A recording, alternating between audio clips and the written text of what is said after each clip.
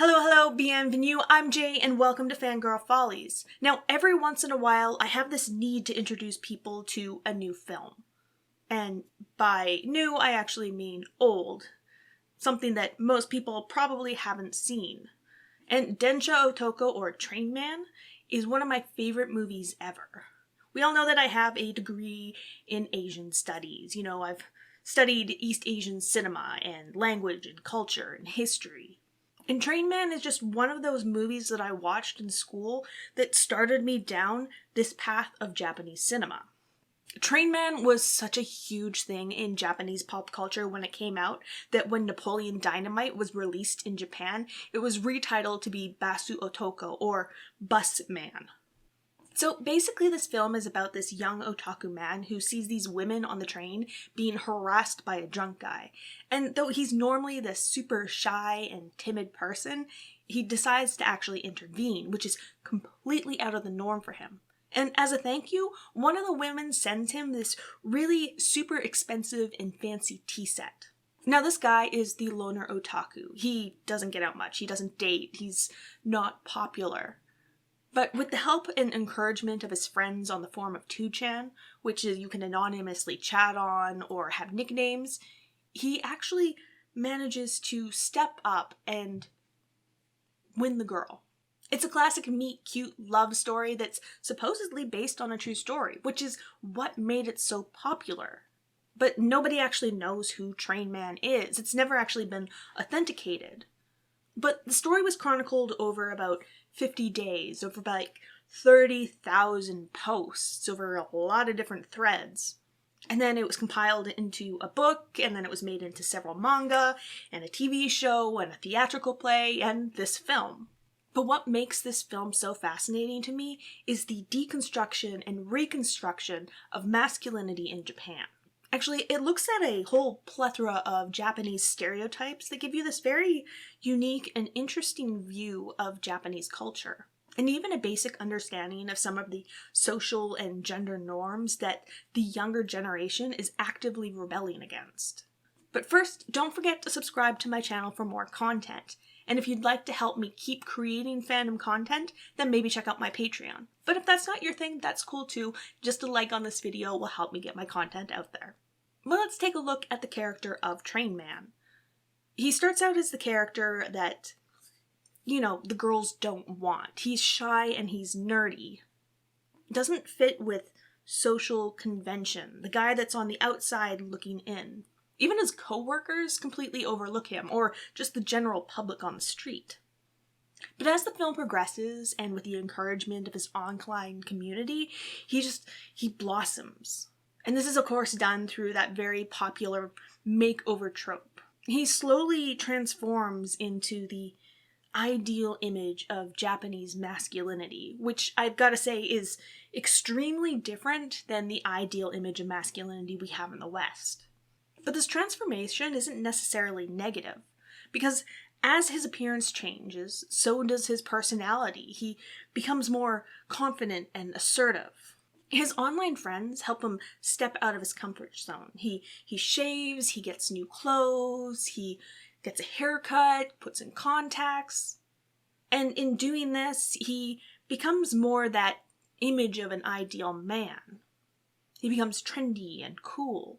And we know he does a really good job of reinventing himself because of one scene in particular.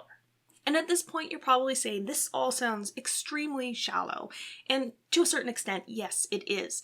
But you have to remember that the image that you present to the world in East Asian culture is extremely important. But the film does focus on the personality of the character, this duality of nature. Yes, he may be shy and timid, but he also knows when to take a stand, to be courageous. He's able to show emotion. It brings out an interesting discussion about the pressures placed on Japanese men in society. And I actually wrote an entire paper on this once, and if you're interested, let me know and I might do a video on it. There is social expectations placed on men and women alike. The declining birth rate in Japan was declared a national emergency, and younger generations are finding new ways to deal with this increase of societal pressure.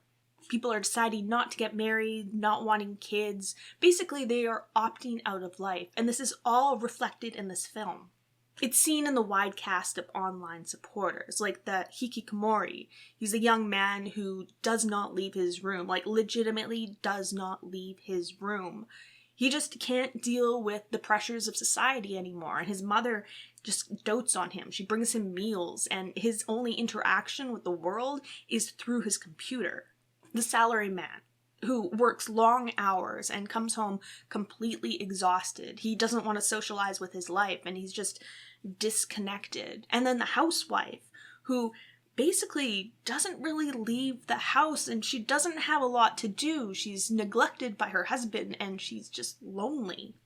Then you have the Ronin type, the loser, the looked down on, the dismissed. And Japan really loves their Ronin types because these are the types that they really, really identify with.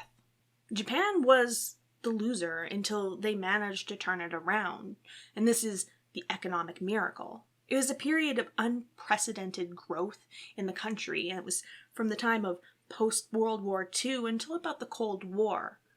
That is, of course, until the bubble burst. And then they were just plunged back down to the bottom. These characters just sort of float through life. They don't really have jobs, maybe take on part-time work, have no real skills, education, or training. It's just them trying to get by. And then we also have this character of a nurse who is already this overly sexualized profession in Japan. It's just something that is not well respected. And then we have the love interest, who is a career woman. She speaks multiple languages, she works for a notable company, and she isn't this demure caregiver woman. She isn't a housewife. The thing is, more and more women in Japan are opting out of getting married. They just don't want to leave their jobs. They don't want to become a housewife and instead choose to pursue their careers.